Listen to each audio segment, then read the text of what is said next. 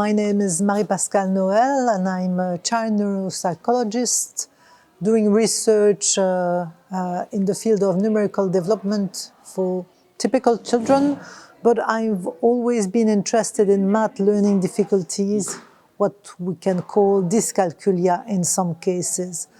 I am a university professor at the Catholic University of Louvain in Belgium. And I've been working in the field of numerical cognition since 30 years now, so a long time. And so during all these years, I've been the field really growing. So there are really more and more interest into these specific math learning difficulties.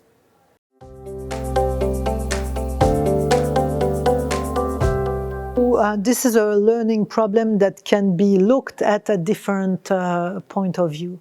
One of the point of view is that, is it a learning difficulty that is due to some other general cognitive factors? Okay, it's not intelligence, but could it be something else?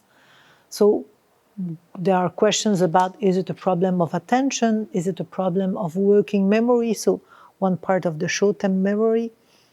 And we know now that it can be related to that, but there is also some specific condition of dyscalculia where it's not related to those cognitive factors.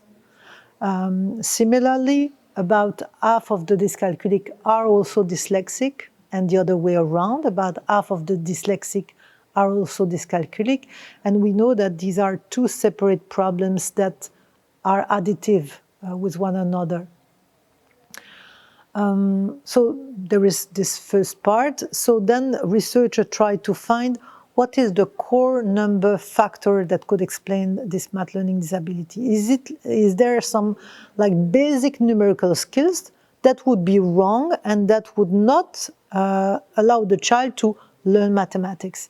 And so there is a debate on that, but we know that when you present very basic tasks like comparing two numbers or having to select to decide whether three numbers are in the correct order or not, very basic tasks like that, children with dyscalculia or even adults with dyscalculia perform differently than typical children. They may produce more errors when they are very young, or otherwise they are slower. So it means that it's still a problem for them when they see an Arabic digit to access the meaning of that number. So we know that there is basic difficulties already seen in really elementary number processing. And of course, this problem will build up to other more elaborate math skills.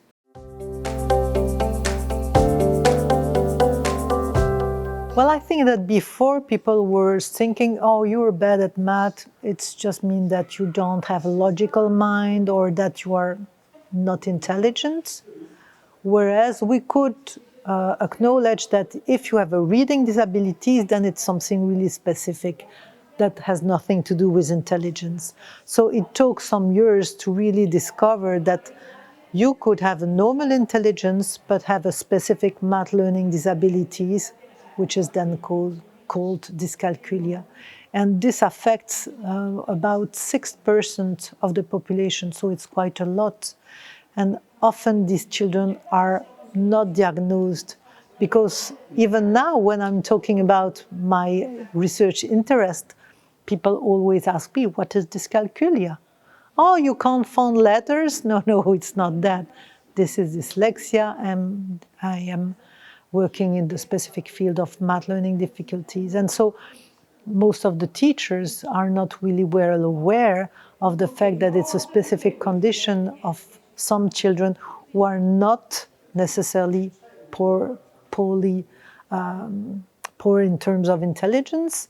That can be a cause, but then we don't speak about dyscalculia. And this is not the case of children that would be lazy or unmotivated. It's really a specific learning disability.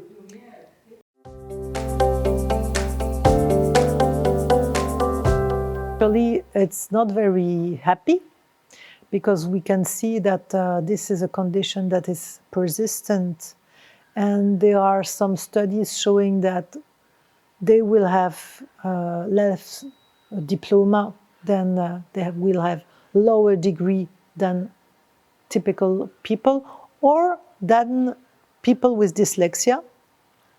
Usually they will have a more difficult time to find a job, they will have lower salaries, and they will have more problems like depression and things like that.